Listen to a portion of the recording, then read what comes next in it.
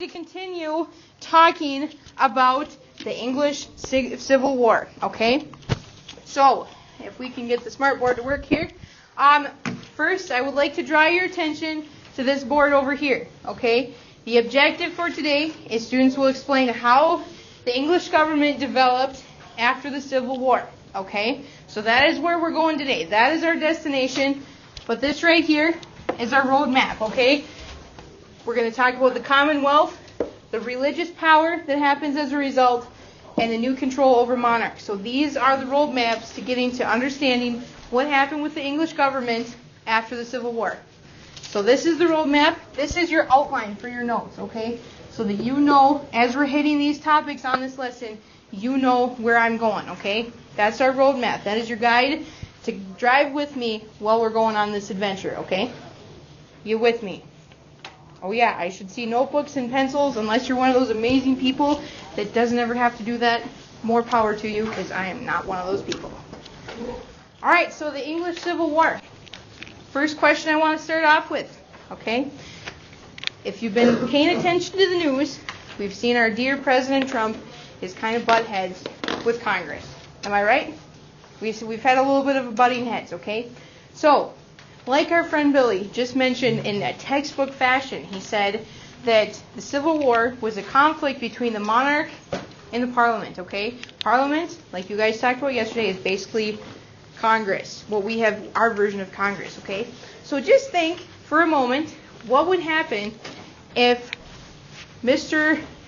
President Donald Trump got up an army, Anita, he got up his army, and he said, I'm going to battle with Congress.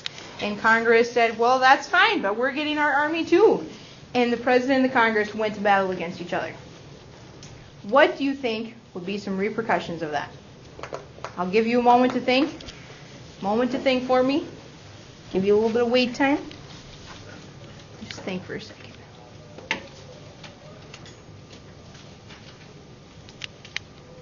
Stirring topic, I know. All right. Tia, raise your hand high and proud. What do you think? They probably come into a lot of challenges since they kind of have the same military. And so it'd be weird to have to cut it down the middle or try to recruit other people, I guess. Yeah. Well, let's say Congress, let's say, President, he's Commander-in-Chief, he got all the army, okay? So now it's Congress's job to get up all the civilians who aren't in the military. That's his job, okay? So let's say, that's good, great insight, because it would be tricky to find out who's going to fight who, So now let's think out again here. The Congress won, okay? Congress won this battle. Now what's going to happen? Now what's going to happen in our country? Diana, what do you think is going to happen? If Congress wins the battle, what do you think will happen? People will be splitting up the power to each other, and Congress will try to set up a new military. So they're going to split up power? Yeah. And what was the last thing? I didn't hear what you said. And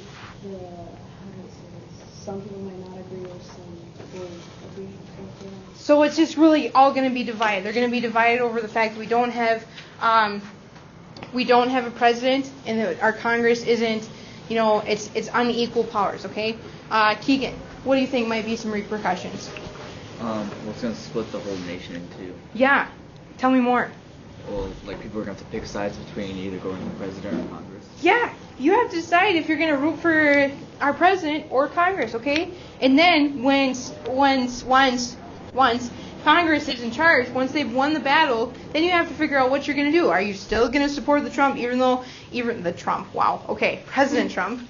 Are you still going to support him even though Congress is now in authority?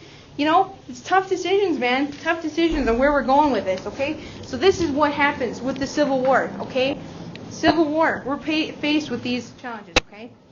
1642, 1651. In your notes, make sure you get this bottom part. The Civil War.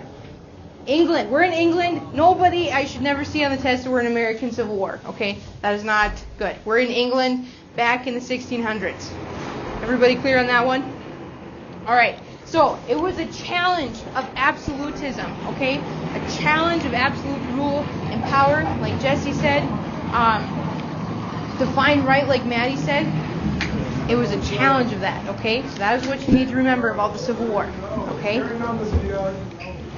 Some of the big players in this Civil War, in this battle, okay?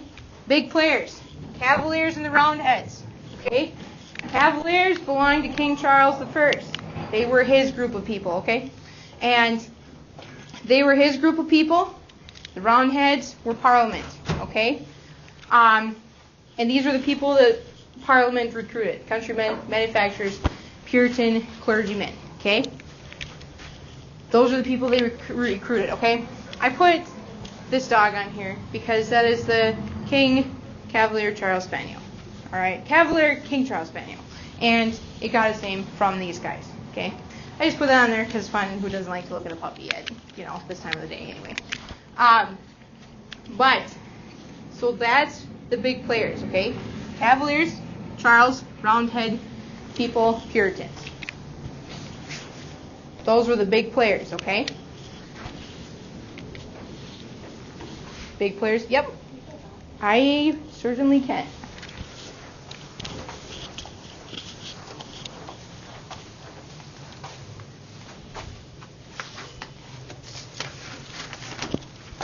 Oh, sorry.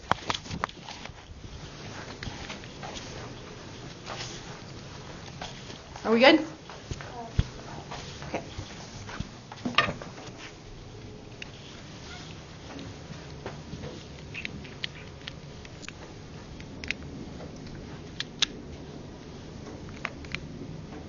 Good? Okay. So then the big players continued. Is Lord Cromwell, okay? He was the leader of the Roundheads, the Puritans, okay?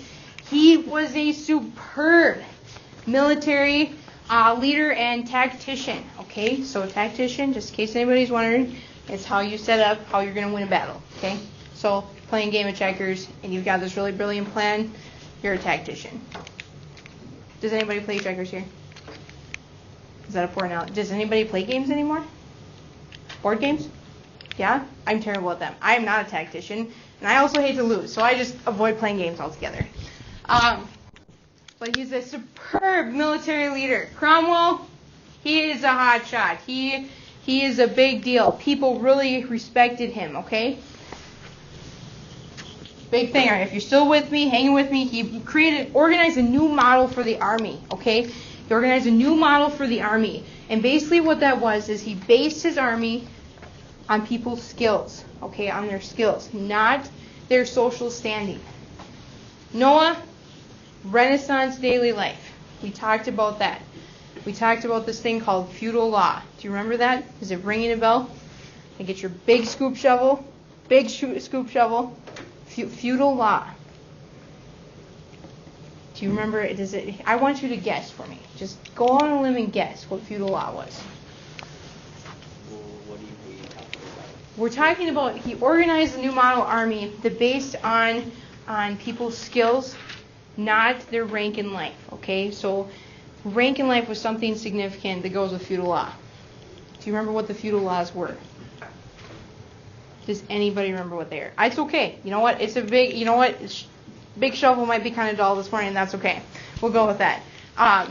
Feudal laws. Who remembers? Caitlin. The laws that made people have to be in their same social class, and they couldn't do things outside of that. Oh yeah, that's it. The feudal laws. You're staying in your social class. So that meant when you're in a certain social class, you can't do things. Okay. And so Lord Cromwell's like, you know what? No, we're blowing that to the wind. If this guy can do it, I don't care where he's at in life. If he can do the job, I'm signing up, and he's going to fight for us, okay? So that was his big thing, is he took away the focus on your rank in life, which had to do with feudal laws, like Caitlin said, an organization where you're in the spot, you can't leave it for whatever reason. He took that away, and he said, no, we're basing our military on skill, okay? That's how he did that, okay? So then we get into the Civil War itself. Cromwell beat him. He beat Charles I. He beat his army. He beat the Cavaliers, okay? Because he was a brilliant tactician, because he was just a big hot shot all around, okay? He beat them. And And next down here, he beat Charles, okay? So then Charles I, he got whooped. He's out of luck. He gets put on trial, okay? He gets put on trial for his crimes against the people, okay? So what, can anybody clue me in on a little bit on what his problems were with the people? He was an absolute ruler. Define right. What was his problem with the people he was ruling over? Abraham, do you know? Taxes. Taxes, yes, taxes. He taxed the living daylights out of people. But you're right. But there's something else in how his relationship with Parliament was affected. Because who controls taxes? That's right. And so he in Parliament said no to his ambitions. And so he raised taxes skirting around Parliament, okay? And so basically he taxed the living daylights out of people. They weren't happy with that, so they put him on trial, okay? So then Charles I got his head locked off. Whoop! His head got lopped off, okay? And he was called a tyrant, a traitor, a murderer, and an enemy of the public. And that is what happens when you're an enemy of the public. Whoop! Your head gets lopped off, okay? And so, that is what happened to Charles, okay? That is what happened to Charles. It wasn't a glorious end for that guy. His absolute rule came to an end, all right? And so then, this brought Parliament sent the statement when Charles I got his head chopped off. It sent the message, very clear and crystal, that one, you couldn't be an absolute ruler. Write this part in your notes. It's not up there. Write this in your notes. This is the message it sent, okay? Parliament sent the message with clear expectations. You cannot be an absolute ruler and do what you want like a child, okay?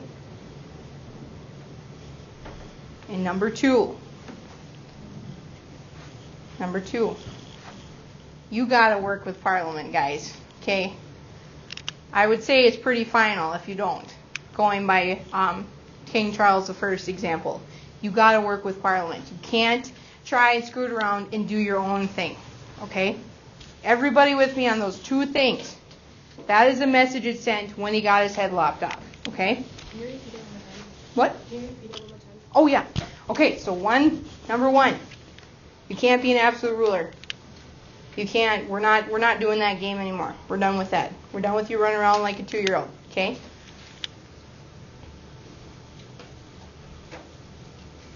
Number two, you have to work with Parliament. You have to abide with them. You have to work with them, negotiate, okay? That goes right in hand with number one. You can't go off and do your own willy-nilly thing. You got it. You with me? Everybody with me? Good. All right. So we're on roadmap number one. All right. We're on our journey to figure out how the English government responded and what happened afterwards. So we're on roadmap number one. Okay. Got you guys in the passenger seat. You're like, hang on, Miss Anderson. Here we go. Turn left here. All right. So after the Civil War, we got the Commonwealth. Okay. Became a republic, which was known as the Commonwealth, okay? Lord Cromwell, the big shot with the nice hair, kind of had some nice hair, he was in charge.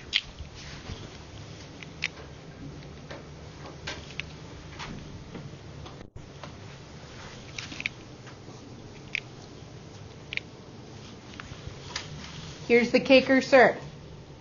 Not everyone was pleased with that. Scotland and Ireland, I put that along with there. Scotland and Ireland attacked England because they weren't pleased that Lord Cromwell was in charge. Not a fan of that.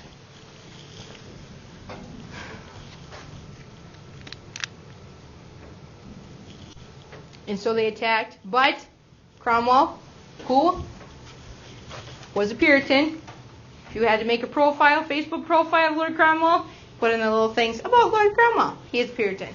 And he was a dictator. That was on his job application. Probably not. But could have been. He was a dictator. So these people who were unhappy with him, he smacked them down. They were mostly Catholics. Catholics were unhappy with him. He smacked them down. He was very harsh because he was known as the Lord Protector, and he used his army that he was a dictator of to smack people down.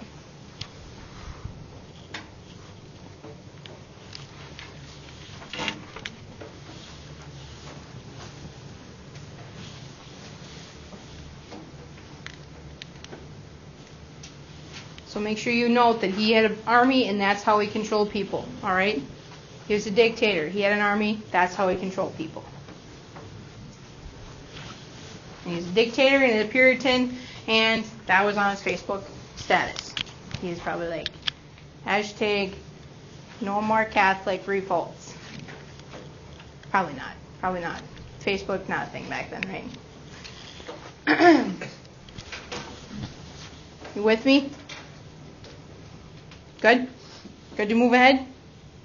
Okay, I'm moving ahead. All right, so we are on road map number 2. We had the Commonwealth. That was number 1 on our journey to what happened after the Civil War. That was number 1. We had the Commonwealth, okay? Number 2, new religious power, okay? So, real quick here, remind me what a Puritan is. We talked about him. We know Lord Cromwell is one. But what is a Puritan?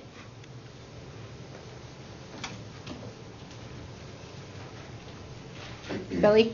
They're kind of like, weren't they like after Calvin? Oh yeah! After Calvin.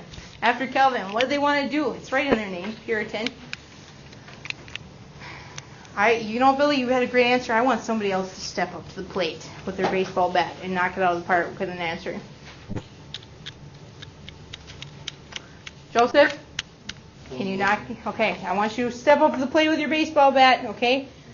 What did the Puritans want to do to the church? Got your bat. You're ready to go here. It's in the name, man. Be pure. And they wanted to do what to the church? Put it all together? You're right on track. You're so close. Be pure. Purify the church. Purify the church. Okay, I think that's certainly a triple. Okay, I'll certainly give you a triple for that one. All right. So that's where we're at. Okay, so Puritans are in control because of Lord Cromwell. They're in control because Lord Cromwell's Puritan. That's where we're at. Okay. So this is what happened. New social and religious relationships. Okay. So this is what the Puritans did. They set aside Sundays. Closed theaters. No fun. No fun. They said no fun. Did not have like taverns, gambling, or dancing. So you know what, you guys? We're not having dances on Friday night anymore. Because you know what? I know that Tia goes down to the dance hall and does the polka every Friday night. So the Puritans would have been like, that's a no-go. No polka. All right? And I got really lazy there writing education, but they encouraged education.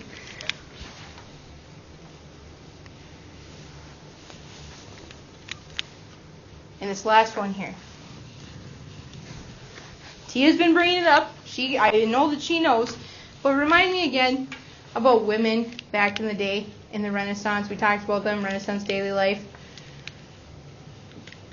How did that go for them? For one, how did that work out if you were a woman back then? They were not important. No. Remember, we just talked about Queen Elizabeth. She was a woman. We were just like, we just don't like you because you're a woman, okay? So this is a big thing, okay? Women married back then based on how their political standing would change, okay? These Puritans got in control, and they wanted marriage to be based on love, okay? Now I want you guys to huddle in with me. Huddle in. I want you to get down to the edge of your seats here, okay? The edge of your seats, okay? Are you on the edge of your seats? You guys aren't even moving. Just get on the, come on, show me you're excited, okay? This did not change women's rights, okay? We encouraged marriage on love, but they still did not have awesome rights, okay? You got me? Mm-hmm. We married for love, but we didn't change women's rights, all right? That's where we're at, okay? We with me? That is road stop number 2. Moving right along to road stop number 3. All right. Control changed and shifted over the monarchs. That is road stop number 3 to deciding how and to seeing how the English government developed after the Civil War. In England,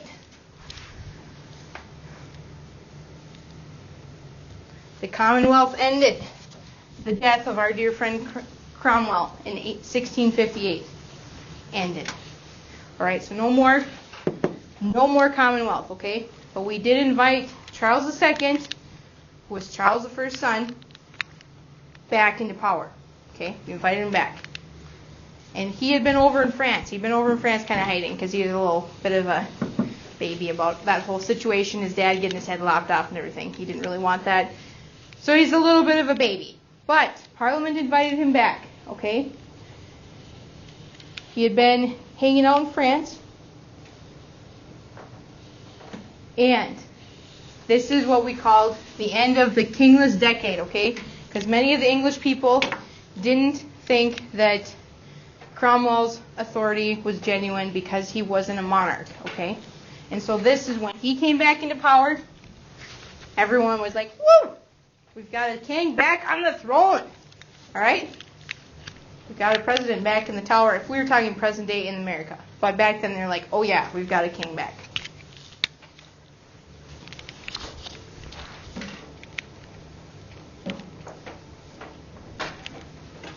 We got it? Nope? Okay.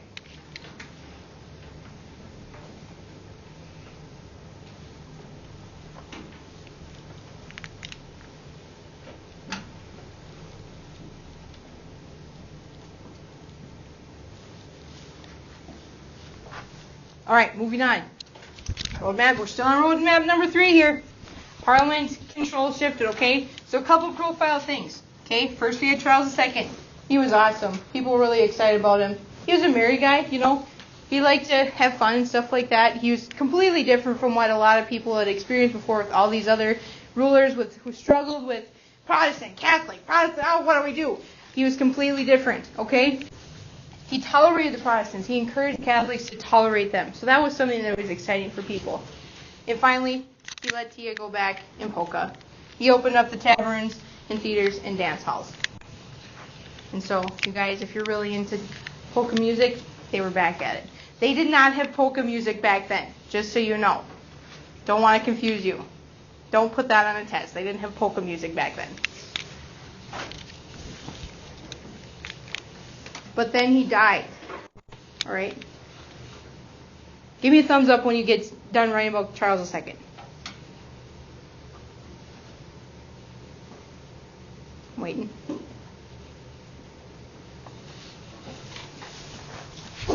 Charles II, or James II. Jeez. James II was Charles II's brother. He came into power, but he favored the Catholic Church. So here we're back to that Catholic and Protestant struggle. Oh, Lord help us all.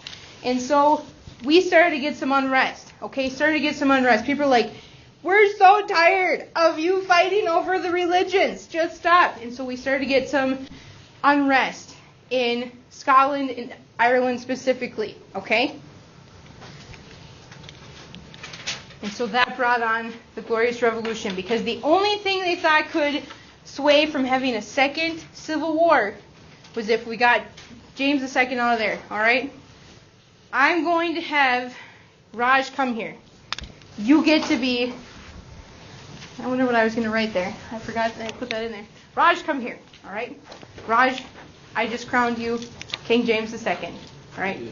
Oh, yeah. All right? So I'm William of Orange, all right? Parliament has just invited me to come and take over your country because they want to get rid of you because we don't want another civil war, okay? Are you with me where we're at? Yeah. So I am William of Orange. I do not have orange hair, but I am coming because Parliament invited me, all right? So here's your island, okay, Raj? I take 1 foot and step it on your island, and you're just like, oh, I'm out. Go ahead and run. You're out. You're fleeing to France, and that is what he did. William of Orange stepped foot on England, and James II fled.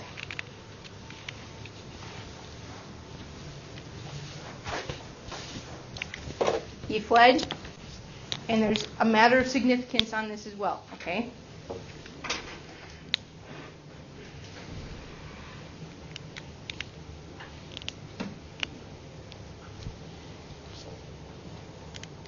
Are you ready for this matter of significance of James fleeing? Are you ready? Okay, so what this showed here, so they brought William Orange in to be the king, okay, with his wife Mary. It's not the same Mary we've been talking about. It's a total different Mary. But he brought her in. And what this showed, get this ready for your notes. What this showed was that Who ruled the country was based on who Parliament put in power, okay? Who ruled the country was based on who Parliament put in power, not necessarily the lineage in your family tree, okay? That is something that was key to this glorious revolution, okay?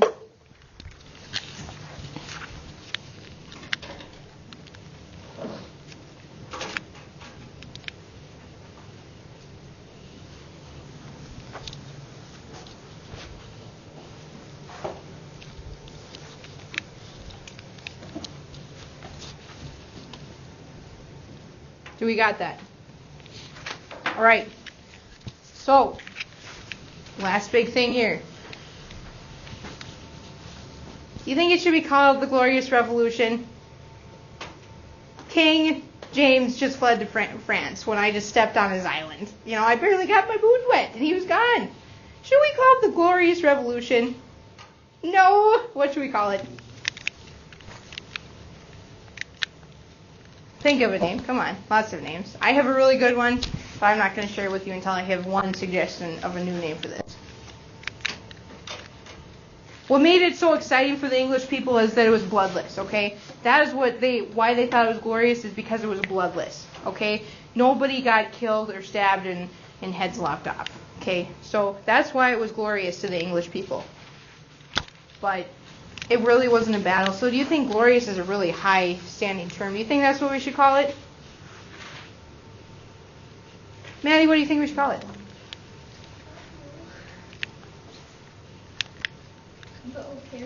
The OK Revolution. I will go with that. The OK. Or dare I say, mediocre revolution. The mediocre revolution. All right. There's a lot more politics into this that goes on, but that is what I would start with. All right. So, thank you, Maddie. I put you on the spot. The OK Revolution. All right. Last thing. So we have William of Orange is in power. He does not have orange hair. I really wish he did, but he does not. But so then what happened is he got put in power, and we got a little bit more balance and control with how the government worked and with the monarchy, okay? And the English Bill of Rights was passed in 1689, okay? And these were the details it ensured. Superiority over Parliament over the monarchy, so tying in with what we said about how William of Orange being a crown king, it showed that Parliament had control over that, okay? Gave the House of Commons the powers to control spending, okay? So we had Charles I, who skirted around taxes so that he could get what he wanted out of the wars, okay? And how he could fight people, okay? And monarchy could no longer suspend laws, okay? So that's a big one too. Can't just willy-nilly make up your laws.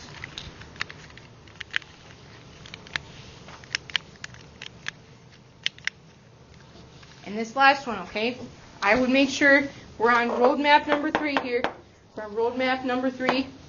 I would make sure I create this right here. Create a limited monarchy in England because they were forced to obey the law and govern in partnership with Parliament, okay? Make sure that you have that, if I can get the cover up, next to here. All right?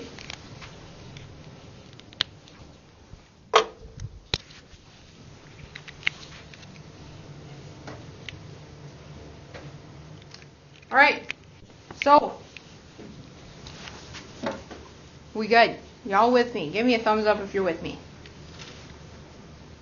Clear as mud? I hope it's like at least a foggy pond, maybe. All right, here we go. This is, oh, yep, I'll go back. Hoppity, skippity, and right along.